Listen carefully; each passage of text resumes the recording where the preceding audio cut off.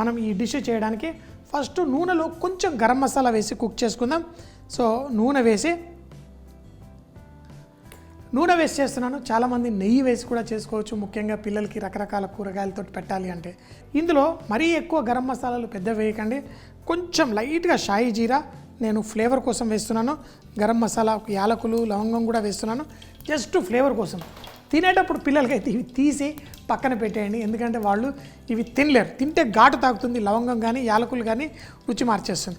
కేవలం దాంట్లో ఉన్న సువాసన వాళ్ళకి అలవాటు చేయించడం కోసం కొంచెం వేశాను. ఇందులో జీడిపప్పు నాకు ఇష్టం, నేను ఇందులో కొంచెం జీడిపప్పు వేసి అది కలర్ మారక ముందే మనం ఇందులో ఉల్లిపాయలు రెడీగా చేతిలో పట్టుకున్నాను.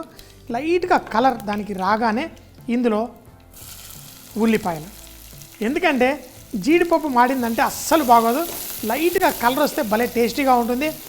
నేను యూజువల్గా మార్వాడి పెళ్ళిళ్ళు అలాంటికి వెళ్ళినప్పుడు, నేను ఎప్పుడు యంగ్గా కాలేజీలో చదువుకునేటప్పుడు అక్కడ ఫస్ట్ టైం చూశాను, ఏ కూరలో అయినా జీడిపప్పులు వేస్తుంటారు.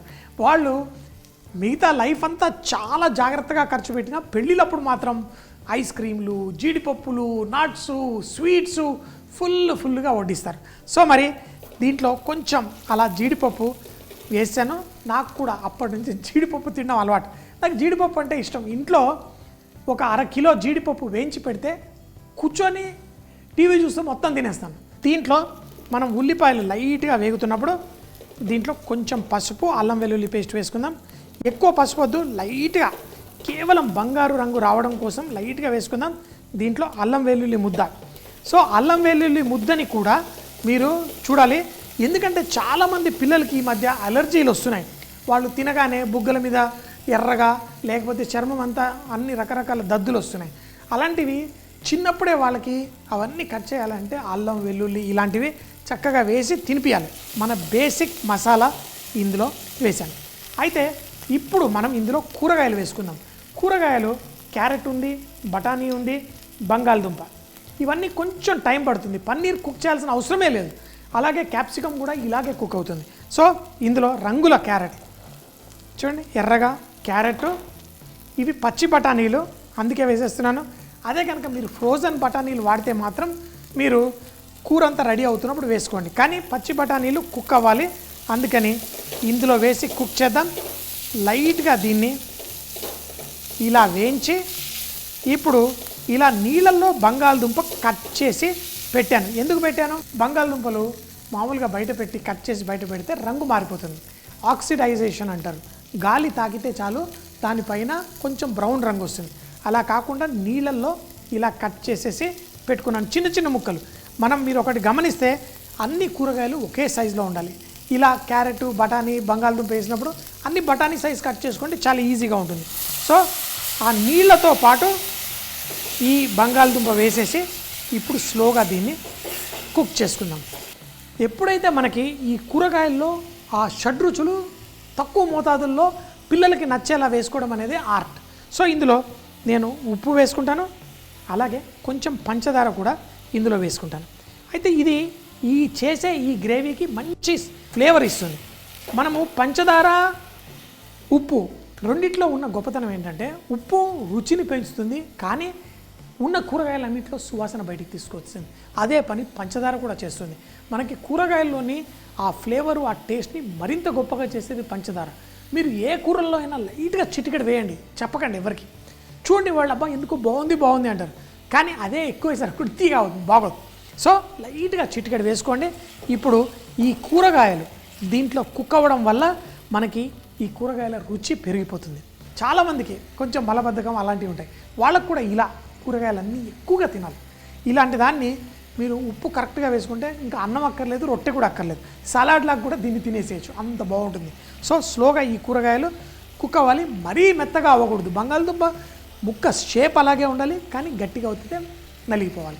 అలా కుక్ చేసుకుంటే మనకి బ్రహ్మాండంగా ఉంటుంది.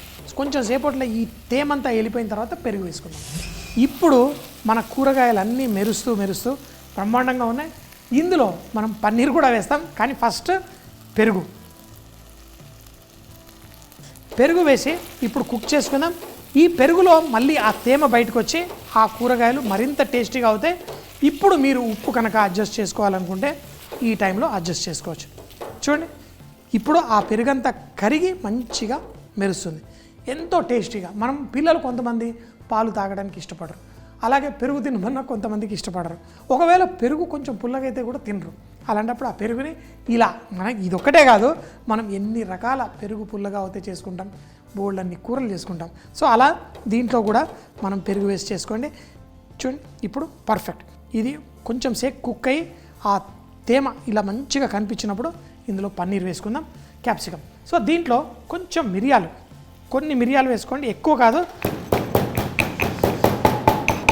కొన్ని మిరియాలు వేసుకోండి. ఇప్పుడు ఎప్పుడైతే ఇందులో నూనె ఇలా బయటికి రావడం మొదలు పెడుతుందో ఈ కూరగాయలన్నీ చెక్ చేసుకోవాలి మీరు. అంటే మనకి బంగాళదుంప కుక్ అయిందా, ఇంకా కుక్ కాలేదు, ఇంకా కొంచెంసేపు కుక్ చేద్దాం. కావాలంటే మూత పెట్టి స్లోగా కుక్ చేసుకోండి. ఈ కూరగాయలు చక్కగా మనకి వేగి మంచిగా పర్ఫెక్ట్గా అయిన తర్వాత దీంట్లో మనం కొంచెం మిరియాల పొడి, కస్తూరి మేతి పొడి, ఎక్కువ వేయకండి, కొంచెం కస్తూరి మేతి, చిటికెడు గరం మసాలా, దీంట్లో మన పన్నీర్ ముక్కలు ఏవైతే ఉన్నాయో అవి వేసేసుకుందాం, క్యాప్సికమ్ ముక్కలు కూడా వేసేసుకుందాం. ఇప్పుడు మనకి చక్కగా క్యారెట్, మన కూరగాయలు అన్నీ మెరుస్తూ ఆ పన్నీర్తో పాటు బ్రహ్మాండంగా ఉంటాయి. మనకు చక్కటి ఆ పెరుగు గ్రేవీలో మీరు గ్రేవీ కావాలంటే చెప్పాను కదా, మీరు కొంచెం జీడిపప్పు పేస్టు, నీళ్లు కూడా వేసుకొని చేసుకోవచ్చు. అంతే, ఇంకేమొద్దు. చక్కగా మెరుస్తూ మెరుస్తూ మంచిగా ప్రోటీన్ మనకి పాల నుంచి. ఇప్పుడు ఈ కూరగాయలు ఎక్కువగా ఉండి అందులో పన్నీర్ మనకు మంచి ప్రోటీన్ ఇస్తుంది, బఠానీలు ప్రోటీన్ ఇస్తాయి, అలాగే బంగాళదుంప, మన క్యారెట్ మనకు కావాల్సిన కార్బోహైడ్రేట్స్ అంతా అందజేస్తుంది, మంచి ఫ్లేవర్నిచ్చే ఆ క్యాప్సికమ్ అన్నీ ఉన్నాయి. ఇన్ని రకాల కూరగాయలు అన్నీ వేసుకొని చాలా సింపుల్గా ఇది అన్నంతో తినండి, రొట్టెలతో తినండి, పులావుల మీద వేసుకొని తినడానికి కూడా చాలా బాగుంటుంది. మంచి మొగలాయి మలాయ్.